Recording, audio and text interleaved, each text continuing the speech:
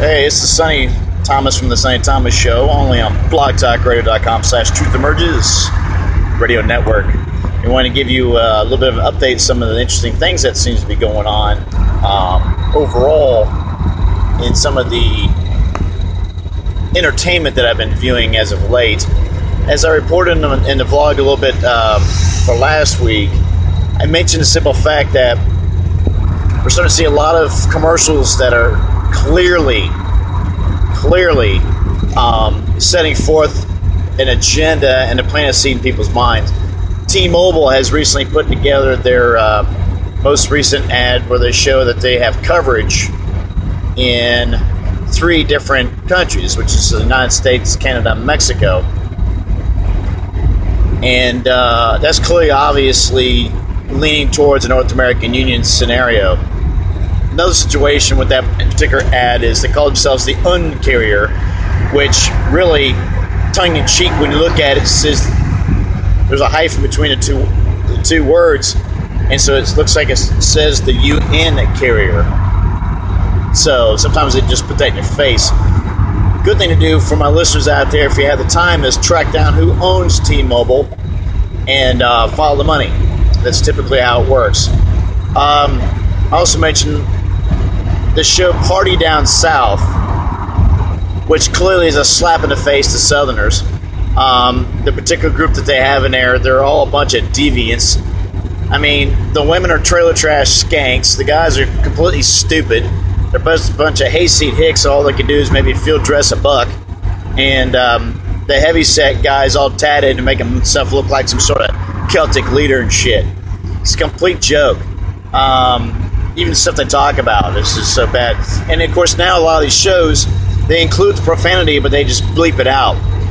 Clearly also shows how dumbed down the average blue-collar vernacular is, and you got to swear every other word because you can't, you don't have any other words to fill the gap with. Now, if you do use profanity, you can use it properly in a sentence and use it as an adjective, a noun, or a verb to stress a particular talking point. Hence why I do it oftentimes on my show. If I'm cussing up a storm, that's because I'm pretty pissed about something. And at the same time, I'm trying to underscore an issue and get a little bit more of a shock value reaction to it. So, that's one way to mainly look at it. But when it becomes your everyday language, there's a problem. Typically, gangster rap albums are typical of this. Some of the guys are fairly good at crafty using it, but the bottom line is, if you have a social issue that you wish to discuss, and you're hoping some elected representative might listen to your record, maybe understand the situation, they're less likely going to do that because every other word, shit, damn, fucking, motherfucker. I mean, nobody's going to listen to that shit. So, if you go back and listen to Tupac's records, he has a lot of social commentary to talk about, and he's pretty good at bringing it up. But the bottom line is, I mean, one of the things Bill Cosby was really good for before he had his little scandal was he was bringing up the fact that the black race in America has so dumbed down their language, you can't understand a word they say. What you is, what you ain't. Dude, that's actually higher vernacular compared to the average ghetto schlubs vocabulary. You know what I mean? So you can't understand a word they say half the damn time because of the fact that they have to cuss every other word and have nothing else really to talk about but stupid shit. All they know everything about their damn favorite sports teams and rappers, fucking dossiers. I mean, they know everything about Lil Wayne, why he's in jail, why he's in prison, who's got a hit on him, and everything else. I mean, it's absolutely comical at best. But, it's some crazy fucking shit. It really is. And it's really sad, if the blacks would take more time to focus on issues that matter, like finances and real estate, and not trying to swindle anybody, but just try to do better for themselves, they would actually be fairly prosperous.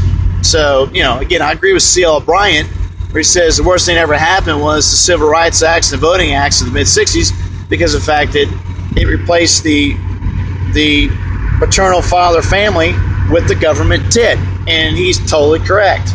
So, something really to bring up there and think about. Nevertheless, we got some really good guest hosts that are coming up as I'm finishing up my sabbatical. I've actually almost done restructuring the show as far as format goes. Very happy about that. Something I've been wanting to do for a while. We've also upgraded some of our technology, so we're going to have a hell of a lot easier time with the mechanics. So you won't hear me flipping out and a lot of dead air because I'm just, God, some of the shit that I had just was out of this world, man. When you're on zero to no budget at all, you got to do with what you got, But nevertheless, there's going to be some really interesting, good stuff coming up here. We also got some great guests that have want to come on our show. Like I said, some of the guest hosts we've had so far have been really good. Thank you to Catastrophe, Dan Sullivan, and also Corinne Smith is our host this week. And we're also going to have some other great guests come up as well, including Nathan Lawrenson from the Battle of New Orleans Radio, who I was on a couple months ago. He's going to be filling in on a spot, so very much looking forward to his commentary. Hopefully, we're going to schedule one show before I come back with Nathan and David is together, just like they do down in New Orleans, to have a complete show together on the Sonny Thomas show. So looking forward to finishing that, scheduling up as well. And one or two other guest hosts possibly as well. So as we're finishing everything up, everything is looking good, and we will be ready for a complete relaunch as the fall season kicks off. And hope everybody's staying safe, enjoying your summer. Enjoy the last few weeks you have before government schools kicks back in, unless you're smart enough to homeschool. And enjoy your kids, because of the fact that that really all that matters in the world is your kids. Causes and fights are one thing, and you always want to fight the good fight, but always remember to take time with your kids, because they are our future and they are your legacy.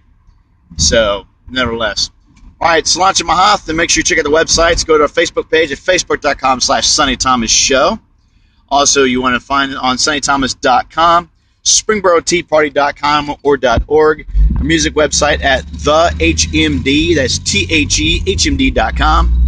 CofCCOhio.org for the Council of Conservative Citizens Ohio chapter. Also check out our advocacy page for airing Alex Jones on WHIO and WKRC in Dayton and Cincinnati respectively. Give that a like and forward stuff from that as well. And also check out my my political page, thomasforohio.org, and you'll see some of the video features there and blogs as well that I've done on what's going on in the Warren County GOP. I'm actually working on scheduling a new proposal. We're definitely going to attack John Kasich for being a sitting governor and deciding to run for higher office. Why he's in office, I think that's totally unacceptable. And I have a lot of people within the GOP agree, but some are afraid to talk out because they are basically Kasich cohorts. So, nevertheless. Salancha Mahath, and we'll talk to you soon, and we'll have a new entry for next week's show as well. So, toodles noodle, and if you're white, you right. Stand up for your rights, because no one else is going to do it for you. Salancha Mahath.